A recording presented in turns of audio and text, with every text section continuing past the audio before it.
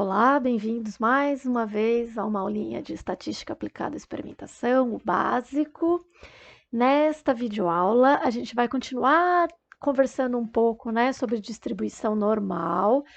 No entanto, aqui o que a gente vai conversar é sobre como eu consigo normalizar ou padronizar os meus dados, além de avaliar a normalidade desses dados, o que é essencial em alguns dos testes estatísticos que nós vamos aplicar mais à frente. Então, quando a gente vai comparar dados, como que eu faço para comparar dados de duas distribuições se eles não têm a mesma escala ou não têm a mesma ordem de grandeza, né? E elas são muito diferentes. Por exemplo, como que é o desempenho de alunos em exames de avaliação? E um exame tem uma nota muito alta, de 100 a 1000, e o outro tem notas muito baixinhas, de 0 a 10. Então, como é que eu comparo? Porque se eu for olhar a média dos valores, a média das notas de cada um dos exames é muito discrepante, a ordem de grandeza é muito diferente, né? Mas então será que não dá para eu compará-las? Ou será que dá, né? Posso pensar também, que eu estou trabalhando lá com medidas que foram obtidas em instrumentos similares, mas com algumas diferenças, né? Diferenças essas que talvez eu consiga eliminar dos meus dados, eliminar a interferência do instrumento em si e olhar efetivamente a variável que eu estava estudando, né? Se eu tenho lá o que a gente já inclusive trabalhou aqui, diferentes espécies, eu estou buscando relações entre algumas medidas, alguns padrões de crescimento e tudo mais, mas é característico da espécie ter dimensões muito diferentes para suas partes, certo? Então, da mesma forma aqui, uma flor é muito pequenininha, a outra flor é muito grande. Mas isso não quer dizer que as duas não se desenvolvam bem quando eu estou fazendo um teste de adubação, por exemplo. Só que se eu for medir, o tamanho dessa daqui vai ser pequeno perto desse. Eu posso ter um entendimento incorreto da minha comparação. Se eu estou lá fazendo um ensaio, que depende de avaliação sensorial, estou avaliando se o produto que eu elaborei é bom, por exemplo, pizza com ketchup, é bom ou não é? Pizza com ketchup é um tabu, Tem lugares que adoram e tem lugares que detestam. Então, se eu for lá na cidade que adora, e testar, avaliar, pedir para as pessoas me falarem o que elas acharam da pizza, a nota delas vai ser sempre muito alta, porque elas já gostam de pizza com ketchup. Mas se eu for numa região que abomina, a nota já vai ser sempre baixa. Por quê? Porque eles não gostam. Mas não é que o meu produto é ruim, É simplesmente uma incompatibilidade com o provador. Então, será que tem jeito de, na análise estatística, eu fugir desses desencontros, que são oriundos aí da escala, do meu instrumento da escala ou da ordem de grandeza das medidas, mas que efetivamente não interferem no resultado que eu estou buscando? A resposta é sim. A gente tem algumas manobras matemáticas que nós fazemos, para conseguir fazer comparações sem sofrer com essas diferenças nas escalas, nas ordens de grandezas das variáveis que nós estamos medindo, A gente já viu um pouquinho sobre isso, a gente já viu um exemplo, que foi quando eu peguei uma distribuição normal, com uma variável qualquer, que eu chamei de x, e padronizei. Quando eu faço isso, lembra, eu falei lá na aula de normal, eu estou me desvinculando da variável em si, A ordem de grandeza dela para mim não interessa, certo? A dimensão dela não me interessa, a escala dela não me interessa. Eu estou padronizando. Então, a padronização é uma técnica que a gente já trabalhou, e que a gente pode aplicar para fugir desses enroscos, ok? Mas não é a única. Nós temos aí um conjunto, algumas formas de transformar dados, certo? Que vão facilitar a nossa análise, que vão nos tirar lá do enrosco, da escala diferente, da ordem de grandeza diferente, dos conceitos muito diferentes, seja devido à espécie, seja lá no ensaio sensorial, devido ao gosto característico das populações que eu estou avaliando. Então, a gente pode lançar a mão de algumas técnicas de transformação, como a normalização e a padronização. E o que essas técnicas de transformação vão fazer é me permitir que eu tenha dados comparáveis, né? Se eu pensar lá na pizza com ketchup, o que eu quero avaliar não é o comportamento das populações lá do Rio Grande do Sul e do Nordeste. Não é isso que me importa. O que eu quero saber é se o produto é bom no geral. Então, eu torno meus dados comparáveis, tá? Então, olha lá. Eu torno as variáveis com ordens de grandezas e unidades distintas comparáveis pelos meus descritores, pelos descritores que eu estou usando na minha análise. Eu posso usar a transformação para normalizar os meus dados. O que é isso? Para eu me aproximar cada vez mais de uma distribuição normal. Tá? Diversos testes estatísticos, né, avaliações probabilísticas paramétricas, a gente parte do princípio que os dados são normais, mas às vezes eles não são tão bonitinhos, não seguem uma normal tão bonitinhos.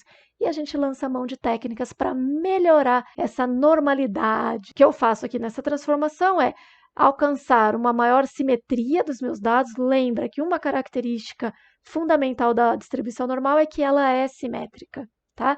E eu aproximo o conjunto de dados cada vez mais de uma distribuição normal. Vou ainda, né, posso ainda estabilizar variâncias. Isso daqui também é muito importante para diversos testes estatísticos, né, que é a questão de nós termos variâncias iguais ou diferentes quando a gente vai comparar duas amostras, tá? Então, transformar os dados, fazer uma normalização, uma padronização, me permite essa estabilização. Eu torno a variância dos dados de diferentes grupos iguais. Isso é fundamental para alguns testes estatísticos, tá bom? Então, o que eu estou fazendo aqui é tornando meus dados homocedásticos. Olha que bonita essa palavra, homocedásticos, quer dizer que a variância deles se comporta de forma igual, tá? Variâncias iguais. De forma gráfica, vamos dar uma espiadinha aqui nessa figura. O que a gente está fazendo é pegando as minhas distribuições de dados, certo? Veja que aqui eu tenho dados que vão, a minha variável vai lá do menos 100, passa pelo 0, vai até o 100, ok? Tem uma média lá de 10, um desvio de 30. Então, o que eu posso fazer aqui, se eu estou padronizando, a gente já viu que a padronização joga a média para o 0 e o desvio para 1, tá? Então, cada unidade, cada desvio de 30 vai valer um desvio aqui na normal, na distribuição padronizada, certo? E a gente sempre vai jogar a média para o 0, tá? Então, eu estou jogando a média para o 0 e a minha variável vai lá de menos 2 a 2. Se eu pego uma outra distribuição, veja que aqui a média dela é 200 e o desvio padrão é 20. Veja, essa média é muito maior do que essa, né? A distribuição está lá do outro lado da escala da minha variável, né? Mas quando eu padronizo, olha o que acontece. A média vai para o 0, o desvio é 1. O que eu tenho são agora um conjunto de dados comparáveis, né? Eu consigo olhar para os dois e compará-los sem a interferência dessa ordem de grandeza, né? É lógico que 200 é diferente de 0. É lógico que 200 é diferente de 10. Mas será que para o meu problema aqui é isso que eu quero exatamente? Né? Lembra sempre lá do exemplo da pizza. Eu não estou querendo avaliar o comportamento das pessoas. Eu estou querendo avaliar se meu produto é bom. Tá? Então, eu tenho que fugir do comportamento das pessoas. O comportamento colocaria quem gosta de pizza com ketchup aqui com uma média bem alta, né? E quem não gosta, aqui com uma média bem baixa. A hora que eu faço a análise estatística aqui, eu posso cair no resultado de que não, seu produto não é bom. Mas eu não quero isso. Eu quero tirar esse efeito aí da diferença de comportamento. Então, o que eu faço? Padronizo. Aqui a média é 0 e 0. Né? Então, o que eu vou avaliar é simplesmente essa distribuição de dados, né, padronizados. Posso comparar sem ter a influência da escala. Técnicas de normalização / padronização, né? Um dos métodos mais comuns que a gente vai trabalhar é o método mínimo e máximo. Nesse método, né, eu tenho uma redução do desvio padrão da minha distribuição, tá? E cada dado normalizado, ele vai ser dado por essa equaçãozinha. O que eu estou fazendo aqui? Que o dado normalizado é igual o dado não normalizado menos o meu menor valor, é o mínimo mesmo, o menor valor que eu tenho nas minhas observações, dividido pela diferença entre o maior valor e o menor valor. tá? Graficamente, se a gente for olhar aqui, eu tenho os meus dados normais, né? Os meus dados originais, reais, certo? Veja, eu estou trazendo aqui 3 tipos de distribuição, né? Uma azulzinha normal, uma laranjinha exponencial e outra aqui que a gente chama de uniforme, né? Porque ela tem esse platô aqui, então uma distribuição uniforme. Quando eu faço, né, essa técnica de normalização de mínimos e máximos, vejo o que acontece com as minhas curvas. Agora elas se sobrepõem, tá? Elas se sobrepõem. Eu consigo comparar uma com a outra e elas têm já um perfil diferente, né? Veja que aqui para normal o desvio padrão dela é menor. Lembra que eu comentei isso lá na normal? Quanto mais alta, menor o desvio padrão. Quanto mais achatada, maior o espalhamento dos meus dados, maior o desvio padrão.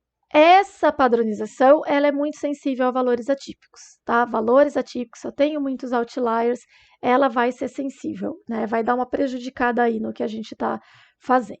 Outra técnica é a técnica da padronização em si, que era o que a gente já fazia na distribuição normal. Então, aqui o que eu faço é tirar o valor da minha observação original da média e dividir pelo desvio padrão. Aqui não é desvio menos padrão, hein, pessoal? É desvio padrão. Desculpa, devia ter melhorado essa formulinha aqui, né? Tá? Então, a variável padronizada nada mais é do que a minha observação menos a média de todos os dados dividido pelo seu desvio padrão, ok? Olha lá graficamente o que acontece quando a gente faz essa padronização, né? essa padronização de dados, né? Eu tenho novamente a sobreposição e veja que aqui a gente tem novamente essa redução do desvio padrão. Tá? Todas elas estão centradas, a média de todas elas passa a ser 0. Tá? Elas estão centradas no 0 e o meu desvio padrão passa a ser 1.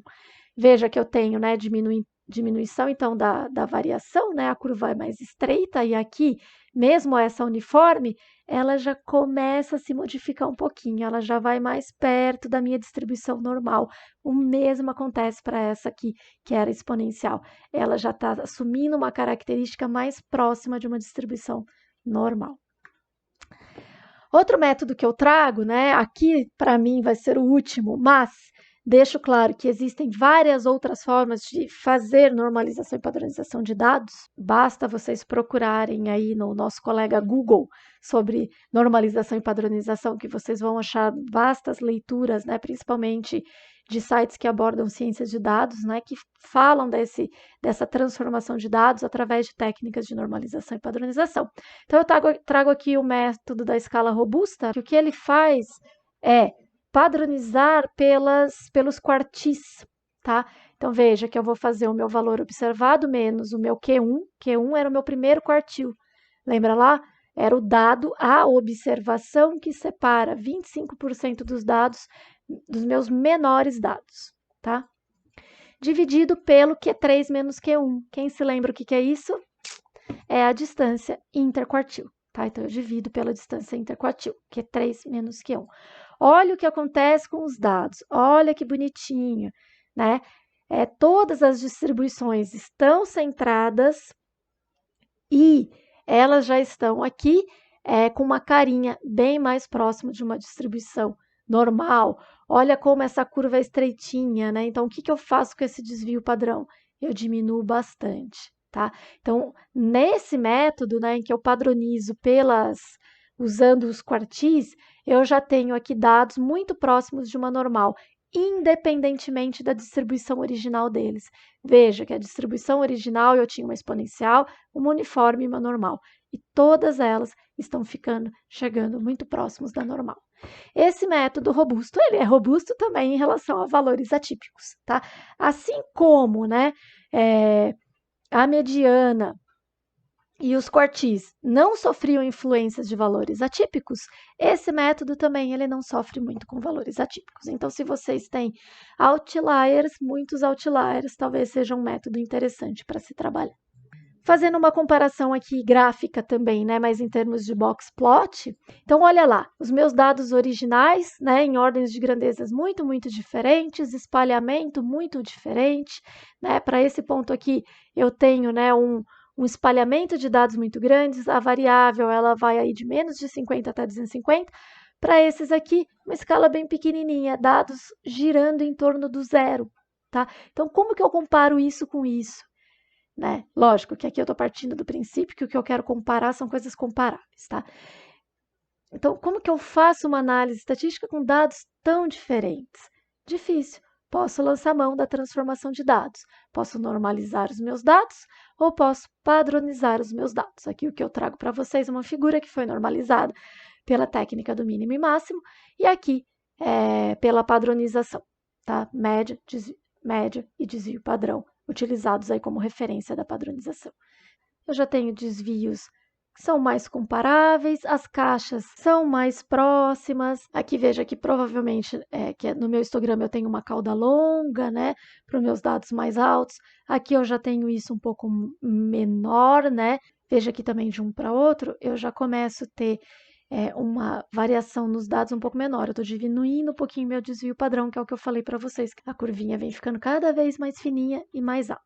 Então, esses são métodos de transformação de dados. A gente vai brincar um pouquinho só para a gente ver como é que usa isso no software, mas mais para frente, conforme a gente estiver entrando nos testes estatísticos efetivamente, nós vamos fazer algum exemplo em que antes de comparar os dados, nós vamos padronizar os dados. Testes de normalidade. Então, testes de normalidade são importantes para análises paramétricas em geral, né? Porque a gente parte do princípio em uma análise paramétrica de que a gente tem dados que seguem distribuição normal, tá? E eu posso não simplesmente partir do princípio, mas sim verificar se os meus dados são normais. Então, existem métodos estatísticos de se verificar a normalidade dos meus dados, ok? Normalmente, quando a gente trabalha com uma quantidade de dados já muito grandes, né? E, de novo, eu vou falar aí que, em geral, muito grande é maior que 30, tá? Mas é bom você ter uma boa leitura na sua área a respeito do que se considera. A gente não precisaria fazer os testes, tá? Eu realmente já estou chegando aí muito próximo de uma normal, tá? Com muitos dados. Agora, se eu estou trabalhando com poucos dados, o interessante é que eu faça algum teste de normalidade, tá? O teste de normalidade, a gente pode tanto fazer uma avaliação gráfica utilizando um histograma ou um box plot, né? Então, eu faço lá uma análise visual do que está acontecendo, só que, lógico, é muito de olho para olho, né? É uma análise mais superficial, embora já me dê um bom direcionamento, ela é mais superficial. Posso lançar mão de outra ferramenta gráfica, que é o gráfico QQ, quantil-quantil. Aqui eu já tenho um pouco mais de matemática, eu já tenho um pouco mais de refino do que eu estou fazendo, tá bom? Mas também é um método gráfico para a gente fazer essa avaliação. Ou eu posso lançar mão de testes de hipótese. Nós não chegamos em testes de hipótese ainda, mas mesmo assim, eu acho que vale a pena a gente executar, utilizando os softwares, esses dois testes, e ver, né, o resultado que eles geram, porque eu vou precisar testar a normalidade antes da gente fazer algumas coisas, tá bom? E aí, depois, a gente entra efetivamente nos testes de hipótese. Então, a avaliação de normalidade através de testes de hipótese, eu estou trazendo 2 aqui, mas existem vários outros. Vocês, para escolher qual vão fazer, precisam ter leitura na área de atuação de vocês. Qual teste que é mais frequente de ser usado na área que você está experimentando? Tudo bem? Leitura é fundamental. Converse com o teu orientador, tá? Então, o método de Kolmogorov-Smirnov é o método KS, mais fácil de se falar, e o método de Shapiro-Ilk, que são muito utilizados, são bem frequentes e são os dois que eu escolhi para trabalhar aqui. Lá no Moodle, estou deixando um artigo para vocês que discute justamente testes de normalidade, quando que eu preciso usar, quando que eu estou liberado de usar, né? Quais os tipos de teste, para que eu uso um, para que eu uso outro, mais ou menos, né? Bem superficial, o que um faz, o que o outro faz.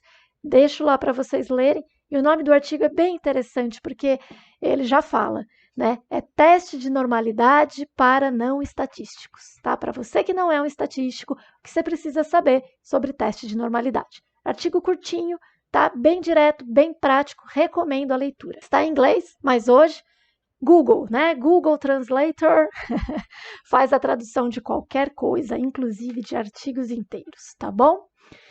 Então, pessoal, próxima videoaula, vamos para o nosso R e também para o Excel fazer testes, né? A avaliação da normalidade de dados. Até o próximo vídeo.